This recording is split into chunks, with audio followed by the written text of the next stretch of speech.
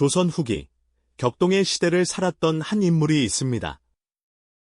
그는 당대 최고의 지식인이자 탁월한 관료였고 수많은 사람들의 존경을 한몸에 받았던 인재였죠. 바로 다산 정약용 선생입니다. 그의 이름 앞에는 늘 조선 최고의 지성이라는 수식어가 따라붙었을 만큼 학문적 깊이와 통찰력은 그 누구도 따를 수 없었습니다. 그는 젊은 나이에 과거에 급제하여 정조임금의 총애를 받으며 승승장구했고 백성을 위한 새로운 세상을 꿈꾸며 개혁에 앞장섰습니다. 그의 앞날은 탄탄대로처럼 보였고 조선의 미래를 이끌어갈 가장 밝은 별처럼 빛나고 있었죠. 하지만 운명은 예측할 수 없는 방향으로 흘러갔습니다. 어느 날 아침, 모든 것이 한순간에 무너져 내리는 충격적인 사건이 발생하고 말았습니다. 정조 임금이 갑작스럽게 승하하고 그를 따르던 이른바 남인 세력에 대한 대대적인 숙청이 시작된 것이죠. 정약용 선생 역시 예외는 아니었습니다. 그는 하루아침에 모든 기득권과 명예를 잃고 낯선 남쪽 땅으로 유배를 떠나야 하는 비극적인 상황에 처하게 되었습니다. 그가 향한 곳은 바로 전라도 강진이라는 곳이었죠. 한양에서 멀리 떨어진 외딴 곳, 모든 것이 낯설고 불편한 그곳에서 그는 기약 없는 세월을 보내야 했습니다. 상상해 보십시오. 어제까지 임금의 총애를 받으며 나라의 미래를 논하던 사람이 오늘 갑자기 죄인의 신분으로 모든 것을 빼앗기고 먼 유배지로 떠나는 상황을 말입니다. 가족들과의 강제적인 이별은 또 얼마나 가슴 아픈 일이었을까요? 사랑하는 아내와 자식들은 이제 언제 다시 만날 수 있을지 알 수 없었습니다. 정약용 선생에게는 정치적 생명뿐만 아니라 가장 소중한 가족과의 행복, 그리고 학자로서의 명예와 희망까지 삶의 모든 의미가 사라져 버린 듯한 절망적인 순간이었을 겁니다. 그에게 남은 것은 오직 고통스러운 현실과 막막한 미래뿐이었을 테죠. 그는 그렇게 18년이라는 실로 긴 시간 동안 유배 생활을 해야 했습니다. 이 정도의 고난이라면 보통 사람들은 좌절하고 모든 것을 포기한 채 무기력하게 세월을 보냈을 것입니다. 어쩌면 분노와 원망에 사로잡혀 자신을 갉아먹거나 술과 체념으로 하루하루를 보냈을지도 모릅니다. 하지만 정약용 선생은 달랐습니다. 그는 이 극한의 고난 속에서도 무너지지 않았을 뿐만 아니라 오히려 조선 역사상 가장 위대한 학자로 거듭나는 기적을 보여주었습니다. 유배지 강진에서 그는 무려 500여 권에 달하는 방대한 저수를 남기며 오늘날 우리가 아는 다산 정약용의 위대한 학문 세계를 완성했습니다. 도대체 어떻게 이런 일이 가능했을까요? 모든 것을 잃고 절망의 나락에 떨어진 상황에서 그는 어떻게 다시 일어설 수 있었을까요? 그를 다시 일으켜 세우고 고난 속에서도 흔들림 없이 자신을 지키며 성장시킨 특별한 비결은 과연 무엇이었을까요? 그의 삶을 관통하는 시대를 초월하는 지혜와 극복의 메시지에는 분명 우리가 알지 못했던 특별한 자기개발 원칙이 숨어 있었을 겁니다. 단순히 학문에만 매진한 것이 아니라 그를 진정한 위인으로 만든 내면의 힘이 있었던 것이죠. 오늘 우리는 바로 그 질문에 대한 답을 찾아보는 시간을 가지려 합니다. 정약용 선생이 유배라는 시련 속에서 어떻게 자신을 단련하고 위대한 학자로 거듭날 수 있었는지 그의 삶을 통해 3가지 핵심 원칙을 함께 탐구해 볼 예정입니다. 이 원칙들은 비단 정약용 선생의 시대에만 유효한 것이 아닙니다. 오늘날 우리가 마주하는 수많은 어려움과 역경 속에서도 우리 자신을 지키고 오히려 더 큰 성장을 이룰 수 있도록 돕는 강력한 지침이 되어줄 것이라고 확신합니다. 그의 지혜는 시대를 초월하여 우리의 삶에 깊은 울림을 줄 것입니다. 자, 이제 정약용 선생의 위대한 여정을 따라가 볼까요? 절망의 땅에서 피어난 희망의 꽃, 그가 우리에게 전하는 놀라운 자기개발의 비밀을 하나씩 파헤쳐 보겠습니다. 그의 이야기는 단순한 역사적 사실을 넘어 우리 각자의 삶에 적용할 수 있는 살아있는 교훈이 될 것입니다. 고난을 성장의 기회로 삼았던 그의 지혜를 통해 오늘 우리의 삶을 더욱 단단하고 의미 있게 만들어갈 실마리를 발견할 수 있을 겁니다. 함께 떠나보시죠. 자, 이제 정약용 선생의 위대한 여정을 따라가 볼까요? 절망의 땅에서 피어난 희망의 꽃, 그가 우리에게 전하는 놀라운 자기개발의 비밀을 하나씩 파헤쳐 보겠습니다. 그의 이야기는 단순한 역사적 사실을 넘어 우리 각자의 삶에 적용할 수 있는 살아있는 교훈이 될 것입니다. 고난을 성장의 기회로 삼았던 그의 지혜를 통해 오늘 우리의 삶을 더욱 단단하고 의미 있게 만들어갈 실마리를 발견할 수 있을 겁니다. 함께 떠나보시죠. 조선 후기, 당대 최고의 지성으로 인정받던 정약용 선생은 하루아침에 모든 것을 잃고 차가운 비바람이 몰아치는 낯선 땅으로 쫓겨나야 했습니다. 찬란했던 모든 것이 한순간에 무너져 내린 것이었죠.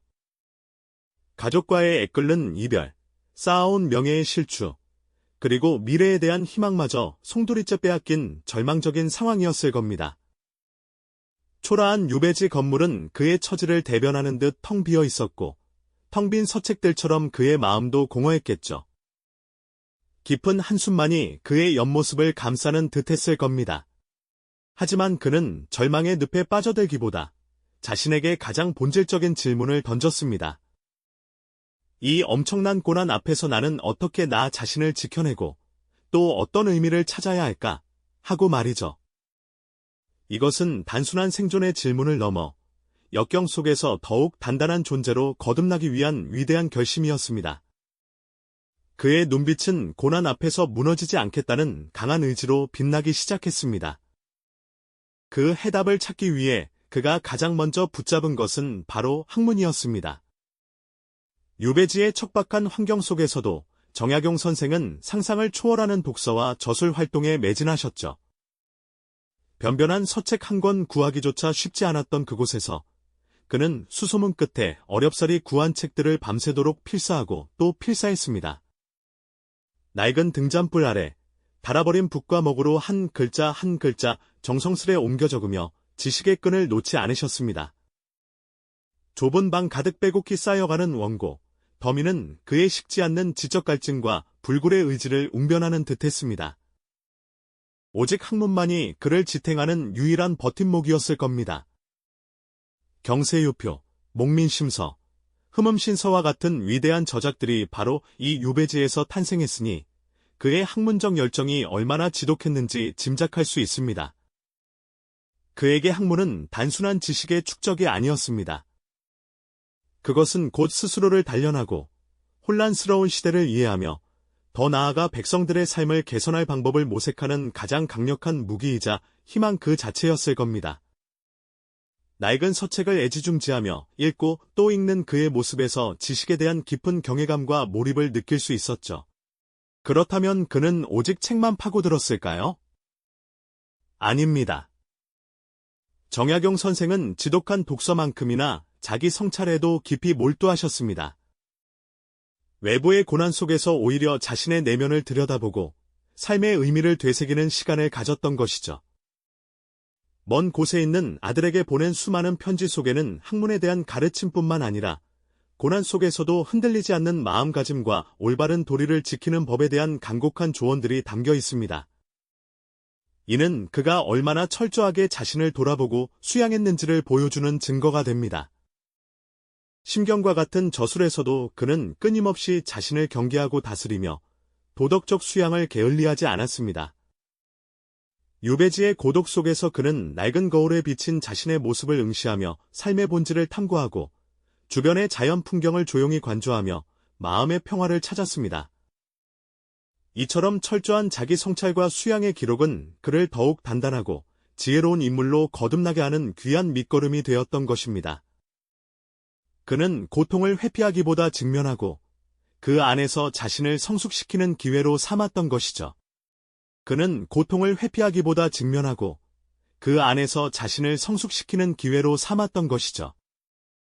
이러한 자기 성찰은 단순히 내면의 평화를 찾는 데 그치지 않고 오히려 그를 더욱 강인하고 지혜로운 인물로 단련시키는 특별한 과정이었습니다.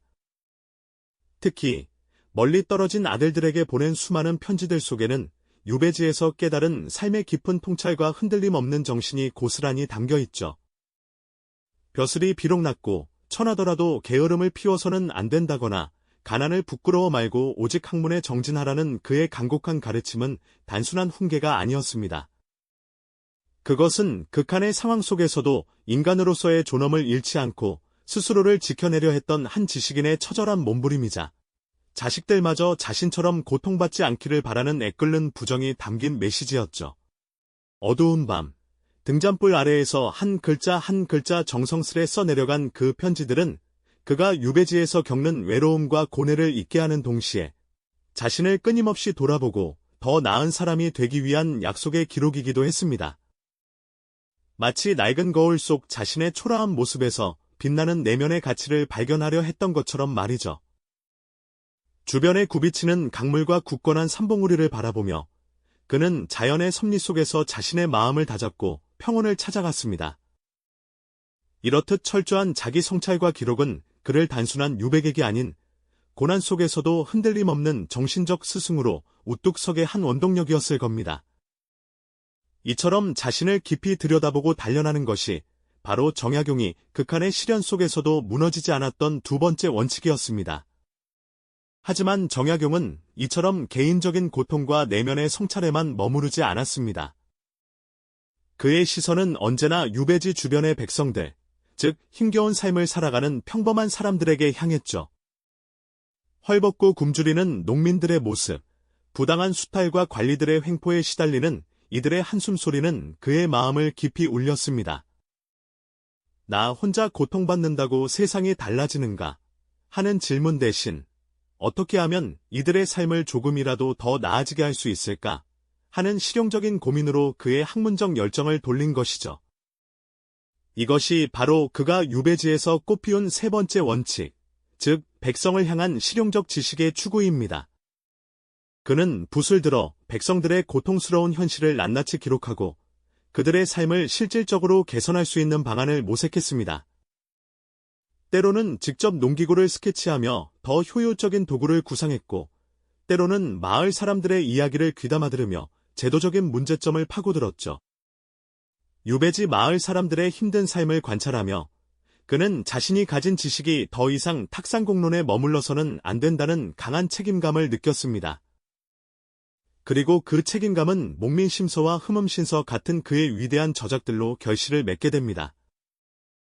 이 책들은 단순한 학문 이론서가 아니었습니다. 지방 관리들이 백성을 어떻게 다스려야 하는지, 죄인을 다룰 때 어떤 원칙을 지켜야 하는지 등 현실적인 개혁 의지가 담긴 구체적인 지침서였죠. 백성의 고통을 외면하지 않고 그들의 삶을 바꾸기 위해 자신의 모든 지식과 열정을 쏟아부었던 정약용의 모습은 절망 속에서도 희망을 잃지 않는 진정한 지성인의 표본이었습니다. 그는 유배지라는 한정된 공간에서도 끊임없이 세상과 소통하며 더 나은 사회를 꿈꾸는 거대한 의지를 불태웠던 것입니다. 이처럼 그의 학문은 개인의 깨달음을 넘어 더 나은 세상을 만들기 위한 실천적 도구로 진화했죠. 그렇습니다.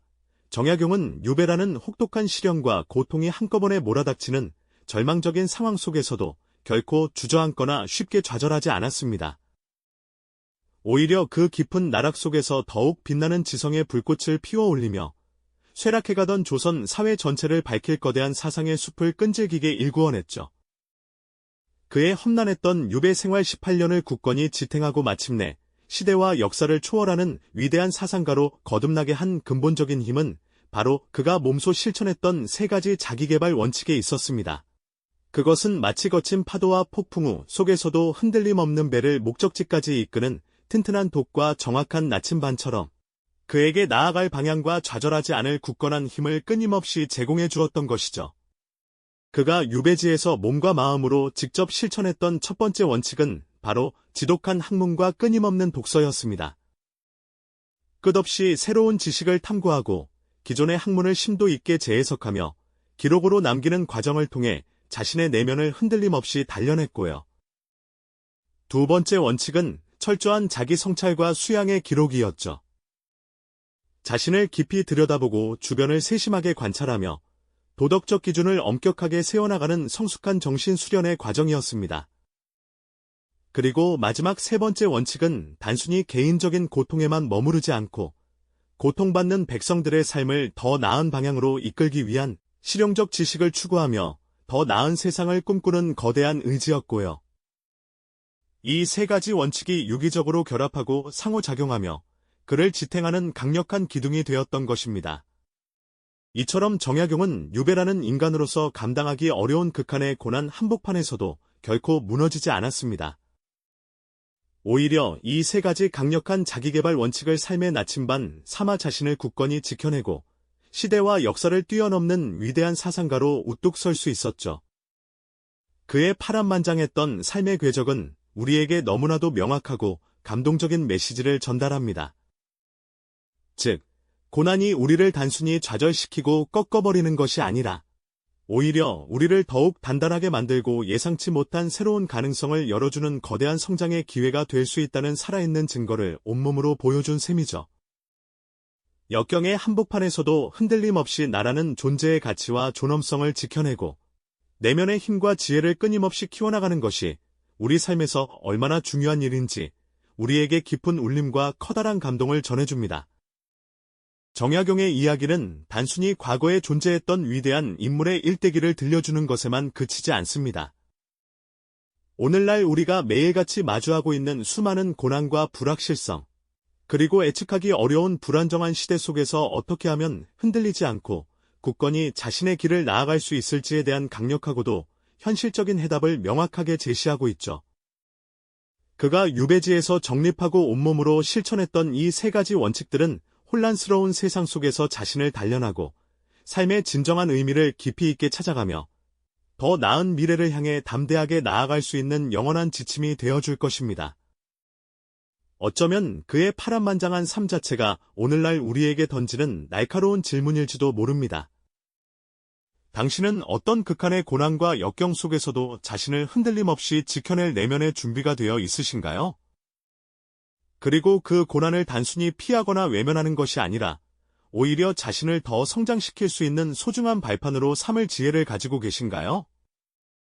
정약용의 삶은 오늘날을 살아가는 우리 모두에게도 여전히 유효하고도 중요한 질문을 끊임없이 던지고 있습니다.